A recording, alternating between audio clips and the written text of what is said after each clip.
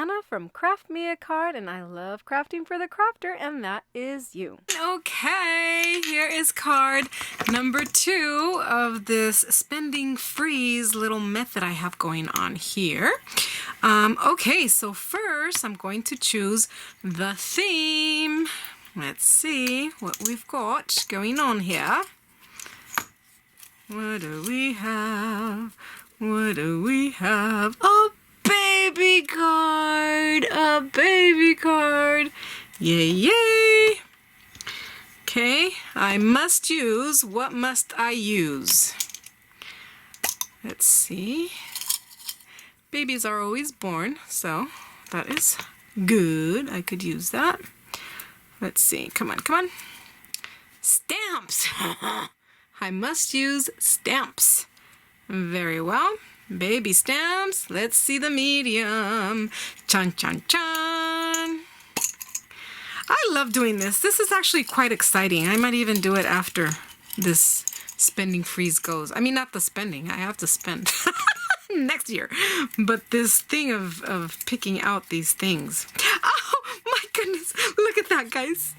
Alcohol inks. Alcohol inks. Alcohol inks. Yay. Okay. Oh, wait. Snap! Stamps with alcohol inks. And baby, I like alcohol inks more for like birthday, something that's a little brighter. For babies, we use more pastel colors. Chucks. Okay. This is going to be interesting. It's going to be challenging, and I can't wait to dive into it. So those are my 3 categories there. I need to make a baby card using stamps and alcohol inks. Okay, let's dive right into this. I go to my stamps and I select some ideas, and then I decide to bring in my mat so I can do some alcohol ink coloring, of course, for the background. And I use 99% isopropyl alcohol, and it has to be 91% or higher, or else alcohol inks will not move with it. So I just go ahead and I place it in a little bowl just so I can access it. All right, bringing you in here a little bit, I go ahead and I grab some cardstock. This is part of a big board that they sell at the Dollar Tree. And the color seems to move well on this board, so I just go ahead and I grab something that's cheap, not too expensive. Of course, if you have Yupo paper, woohoo, that works so much better. But anyways, this will do for now. Okay, so I decided to use a pearl alcohol ink. I rarely use the pearl ones because I think they're too soft for my liking, but I think for a baby card, it would be just perfect. So it has a little ball inside, and just like a nail polish, you shake it up, and that little ball helps stir up the mica powder inside the alcohol ink. All right, so I also decided to use citrus and limeade, which are in the green family. So just by grabbing the alcohol ink, I go ahead and I put some drops on the paper. Then with the 99% alcohol, I go ahead and with a dropper, I go ahead and I dilute these drops on the paper. And with a blower, I go ahead and disperse this color. And this is what I love seeing in the alcohol inks, is how this color moves. It's just, it's so magical. I love it. Okay, so then I take my other green, my darker green, and I go ahead and I do the same thing. Add it to my piece of paper, and then with a blower, I help it move around. And it mixes in with the other green, but it's so pretty. If you want, you can add more alcohol to the ink, and this is, I just want the color to be as soft as possible. Alcohol inks tend to be pretty bright, but if you add more alcohol, the lighter it gets, right?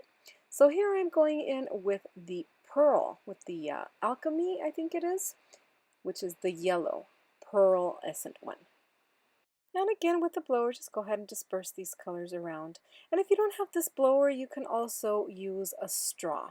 If you do use a straw, just be careful, because as you're blowing through the straw, it creates moisture, and this can drop on to your project. Yes, yes, been there, done that. I know, yucky, right? Just keeping it real, my dear, keeping it real. Okay, so just like this, I go ahead and I cover the whole page, the whole piece of cardstock here. And adding more color where I feel it needs it, adding more alcohol where I feel it needs it, adding more air to it to disperse the colors, and just looking for that look that, that I was thriving for. So to help speed up the process of drying, I go ahead and I bring in my heat tool. It doesn't affect the final result, as in, the color doesn't change or anything. It does move the ink around a little bit, but it really does help in speeding up the process. Okay, time to pick some pattern paper now. I'm going to be cutting some onesies out of these papers, and believe it or not, I had 2 paper packs the same kind and I didn't even notice it. That's how many paper packs I have in my room. I'm so glad I'm doing this spending freeze. So anyways, I get this super cute Paper Studio baby pattern paper, and I go ahead and I pick 3 out. And I want something that, again, is no gender specified.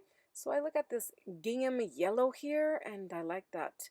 So I go ahead and grab that one, and then I keep looking, and I see, of course, green, striped, perfect. And I need 1 more to go, so I keep flipping, and I find this one, which I thought was super cute because it has a bunch of little hearts in different colors. So perfect.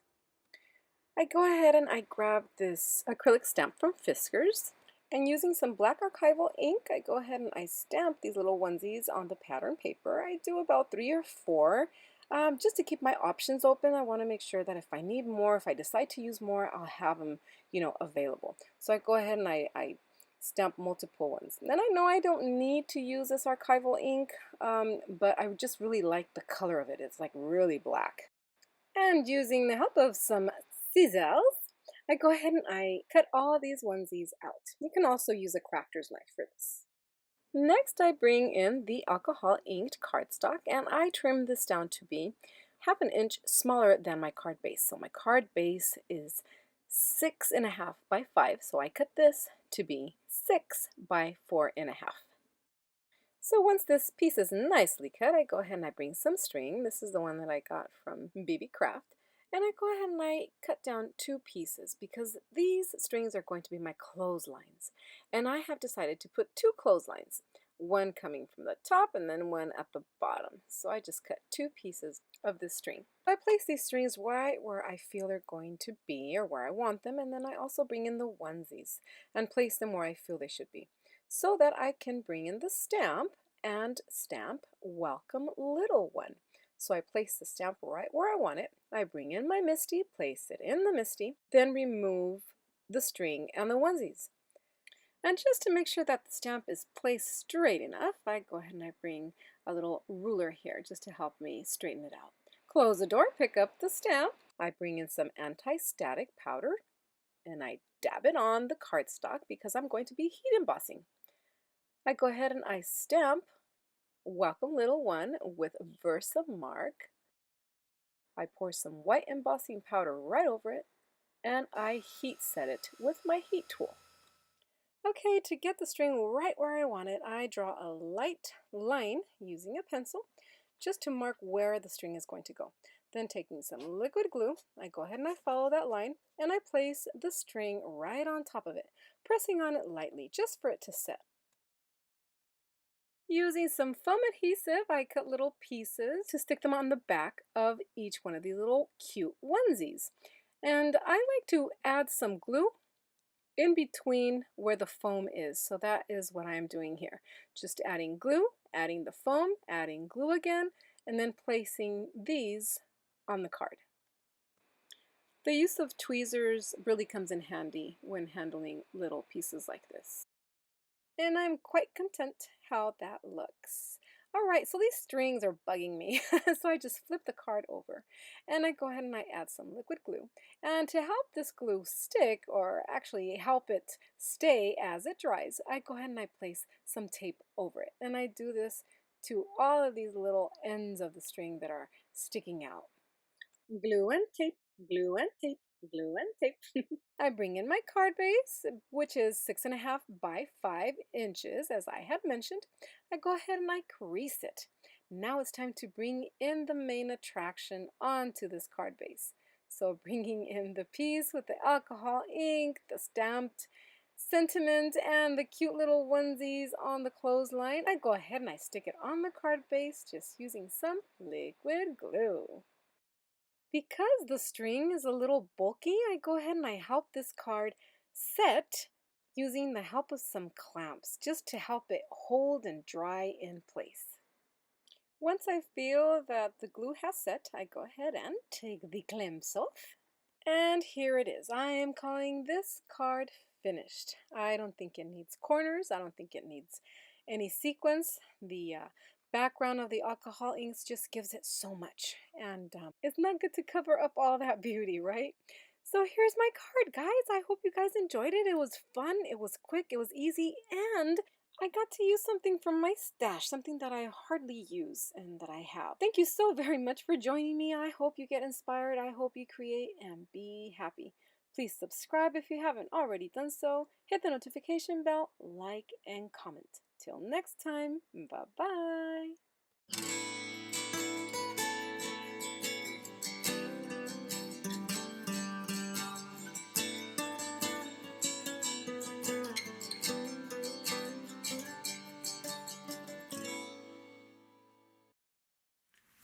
Baby, baby, baby, baby, baby, baby. Another baby. Oh, wait. Dad, I have another one. Oh my gosh, it's the same. When did I get this one? What the heck? Can I return it? Nope, I wrote on them already. Oh my goodness. Wow.